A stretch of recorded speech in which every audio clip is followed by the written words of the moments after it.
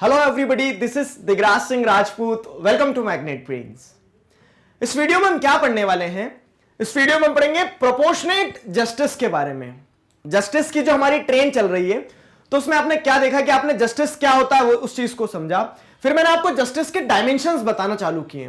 तो एक डायमेंशन क्या होता है? न्याय कब मिलेगा? जब आप सभी लोगों को एक समान नजर से देखोगे, एक समान तरीके से ट्रीट करोगे। ठीक है, तो पहला डायमेंशन आपने क्या देखा? जस्टिस का पहला डायमेंशन ये था कि इक्वल ट्रीटमेंट फॉर इक्वल्स। जो लोग बराबर हैं उनको बराबरी से क्या देखा जाए? एक समान बराबरी से देखा जाए कि इन्हें एक जैसे ट्रीटमेंट देना है हमें। ठीक है, तो जैसे हमने क्या देखा कि सारे 11th क्लास के बच्चे, तो सारे 11th क्लास के बच्चों को एक जैसा पेपर दे दो तो वो जस्टिस हुआ। क्यों? क्योंकि सभी लोग 11th क्लास में, उनको इक्वली आपको ट्रीट करना होगा। ठीक है, ऐसा नहीं बोलोगे कि यार ये बच्चा 4 दिन स्कूल नहीं आया था तो इसको पेपर थोड़ा इजी दे देते हैं। क्यों? क्योंकि है तो सभी 11th क्लास में ना, वहां पे स्पेशल कंसिडरेशन नहीं देना है। तो जस्टिस का एक डायमेंशन क्या होता है?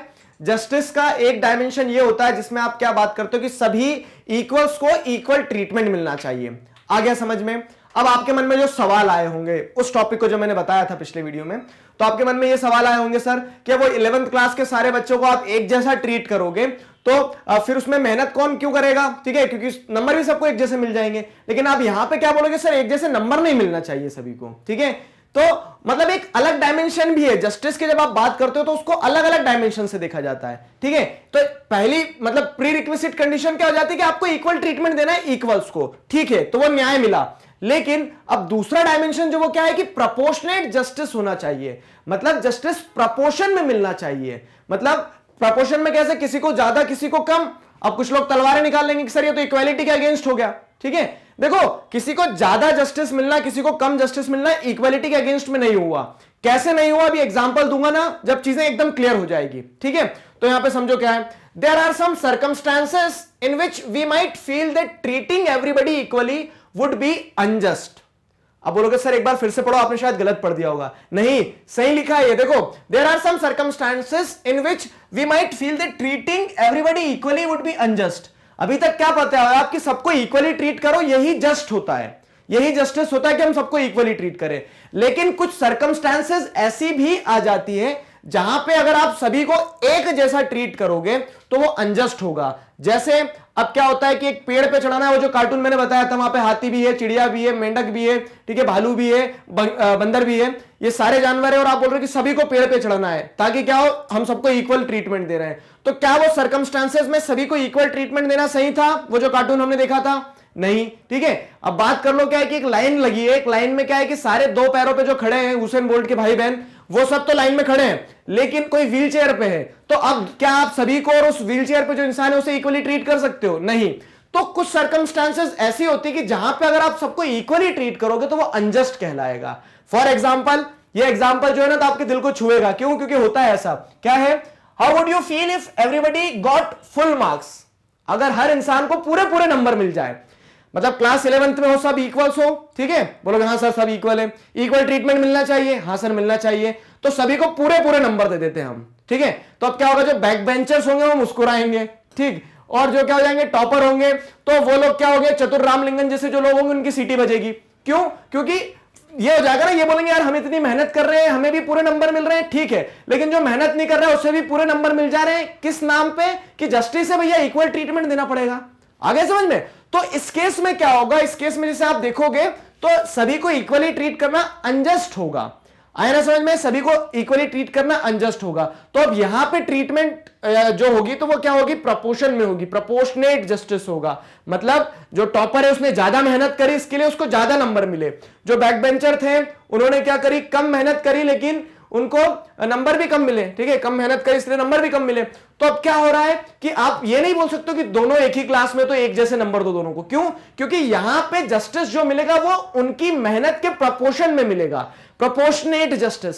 आया समझ में? इसे आप क्या कह सकते हो? इसे आप कह सकते हो, इधर आगे आते हैं, देखो, तो इसे आप क्या कहेंगे कि हाँ, अभी अब एक अगर आपके मन में डाउट आ रहा है, पहले डाउट समझ लो। अगर आप बोल रहे हो कि सर अभी आपने पहले क्या बताया था, इक्वल ट्रीटमेंट फॉर इक्वल्स होना चाहिए, यहां पे इक्वल ट्रीटमेंट नहीं हो रहा है, कंफ्यूज हो रहा है, तो अच्छे से कंसेप्ट को समझो बाबू। कंसेप्ट क्या है कि everybody starts from the same baseline of equal rights.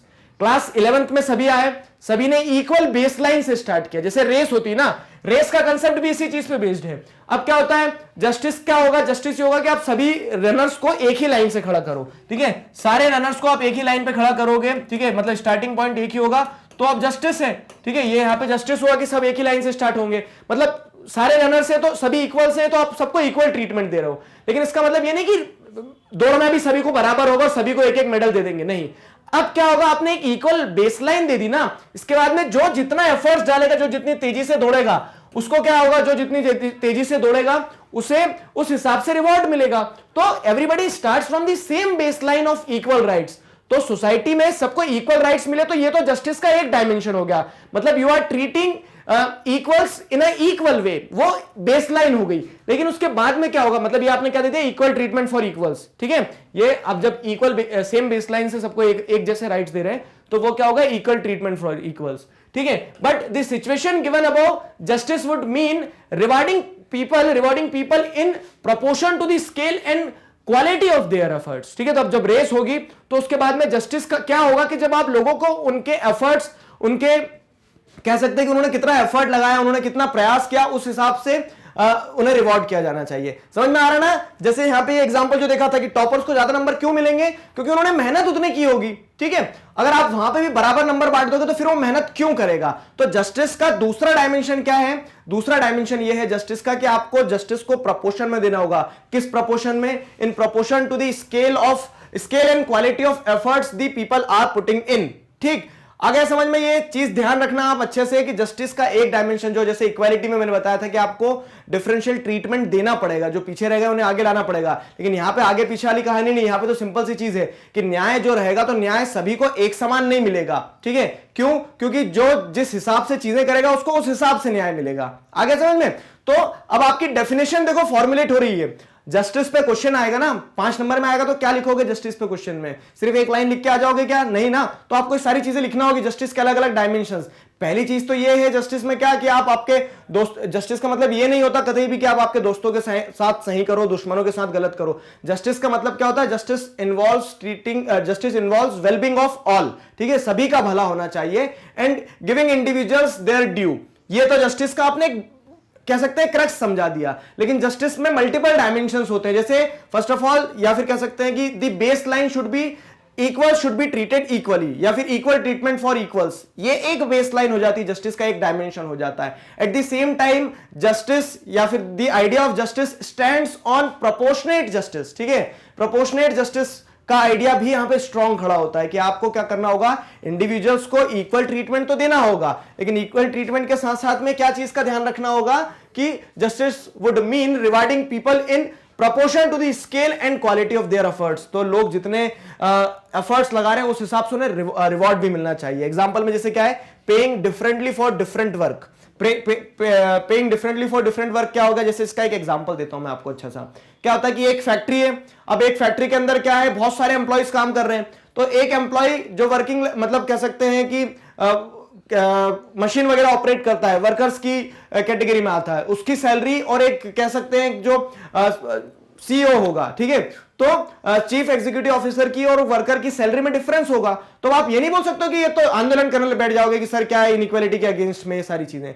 आप क्यों, ये जो प्रोपोर्शनेट जस्टिस का कंसेप्ट यहां पे लागू होता है, ठीक है। तो आप क्या कर रहे हो, डिफरेंट ट्रीटमेंट दे रहे हो, यहां पे डिफरेंट पे कर रहे हो लोगों को। क्यों, because of the scale and quality of their efforts. तो जो क्वालिटी, मतलब जो एफर्ट्स कौन लगा रहा है, एक सीईओ लगा रहा है, 24 घंटे सोचता है, प्लानिंग लेवल पे चीजों को करता है। वर्कर का क्या है, सुबह आना है, मशीन चालू करना है, बंद करना है, ठीक है। अब मैं ये नहीं बोल रहा वर्कर का काम छोटा है। एक ऑर्गेनाइजेशन जब चलती है तो उस ऑर्गेनाइजेशन के ऑपरेट होने में, ठीक है, एक नीचे वाले इंसान से लगा के ऊपर वाले इंसान का, सबका एक इक्वल रोल होता है। सभी लोग, कोई किसी के बिना नहीं चलता, ठीक है, सब साइकिल में चलती है चीजें।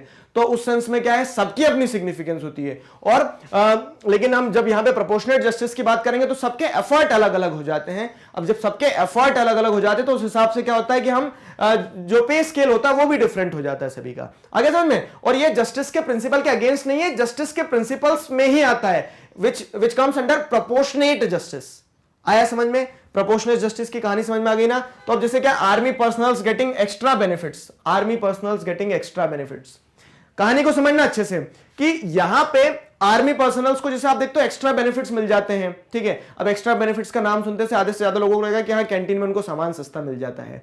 तो अब उनको जो भी दूसरे एक्स्ट्रा बेनिफिट्स मिल रहे हैं, अलावेंसेस मिल रहे हैं, वो क्यों मिल रहे हैं? क्योंकि जिस लेवल पे वो कंट्रीब्यूशन दे रहे हैं उस लेवल पे दूसरे लोग कंट्रीब्यूशन नहीं दे पा रहे हैं।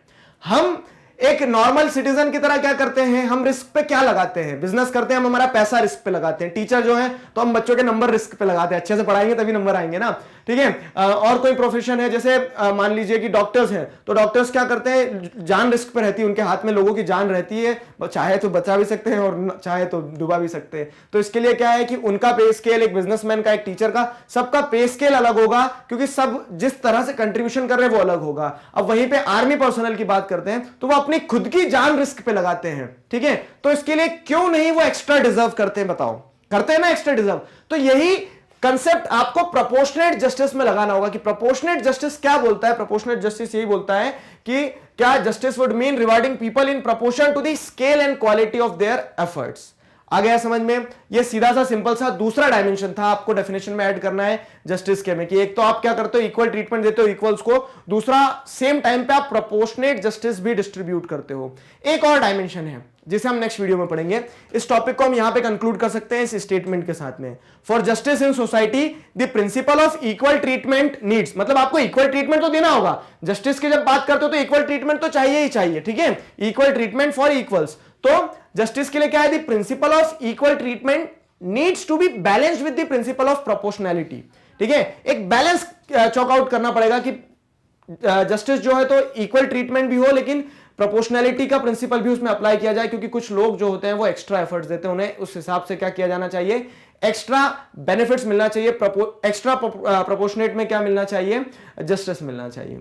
आया समझ में? So this was all about proportionate justice. आशा करता हूं चीजें आपको समझ में आई हैं। किसी प्रकार का डाउट है, feel free to ask in comment section. Magnet Brains पर क्लास 4th से क्लास 12 तक इसी तरह से सभी subjects, chapters, topic, subtopic, सब कुछ सिस्टमैटिक वे में वीडियो लेक्चर्स के फॉर्मेट में अवेलेबल हैं, जिन्हें आप बहुत आसानी से देख सकते हैं, पढ़ सकते हैं, घर बैठे अपना सिलेबस कंप्लीट कर सकते हैं। अपने जूनियर्स और सीनियर्स को जरूर बताइए मैग्नेट ब्रेन्स के बारे में। मिलते हैं नेक्स्ट वीडियो में अगले टॉपिक के साथ। Till then stay connected, keep learning. Thank you very much.